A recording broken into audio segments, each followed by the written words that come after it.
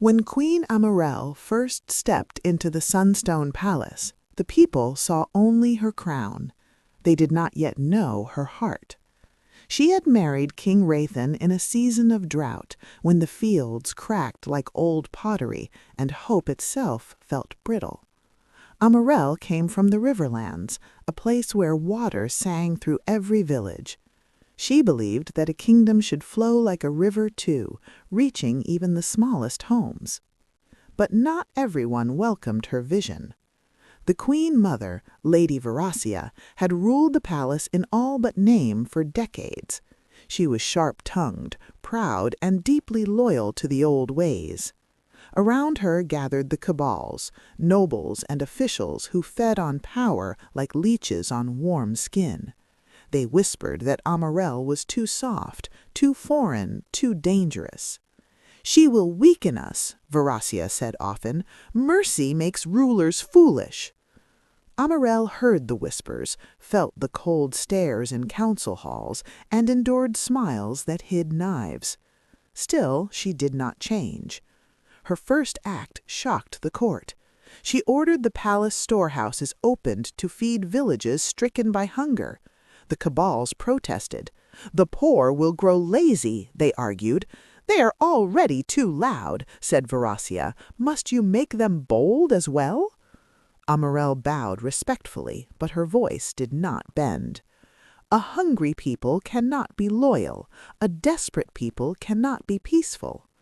She sent healers into forgotten districts. She built wells where children once drank mud water. She opened schools that taught not just nobles' sons, but farmers' daughters too. The cabals fought back. They delayed her orders. They spread lies that she stole gold for herself. They told the people she planned to sell the kingdom to foreign powers. And always Veracia's shadow loomed behind them, guiding their schemes with a bitter smile.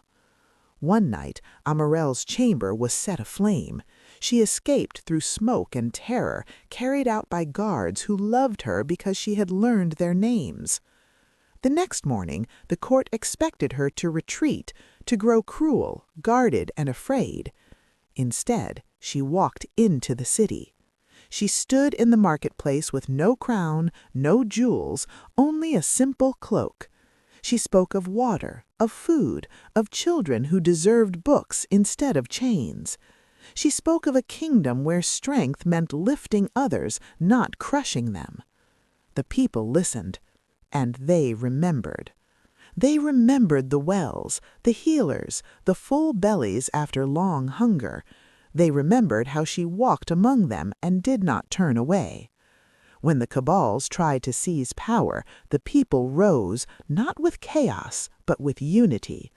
Merchants closed their shops, farmers laid down tools, guards refused unlawful orders. The kingdom became still, like a held breath. Even Veracia saw then that the throne was no longer hers in spirit, even if she had once shaped it in stone.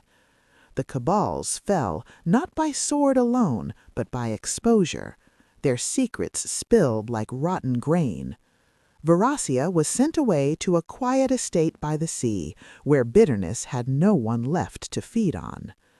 Amarelle ruled long, but not loudly. Her greatness was not in conquest, but in comfort. Years later, children drank clean water and did not know it was once rare. Mothers gave birth in safe halls and never imagined dying was normal.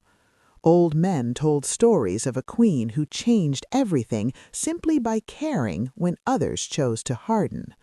They called her not the powerful or the fearsome. They called her the Queen of the Quiet Dawn, because before her the kingdom lived in long night, and with her came light that did not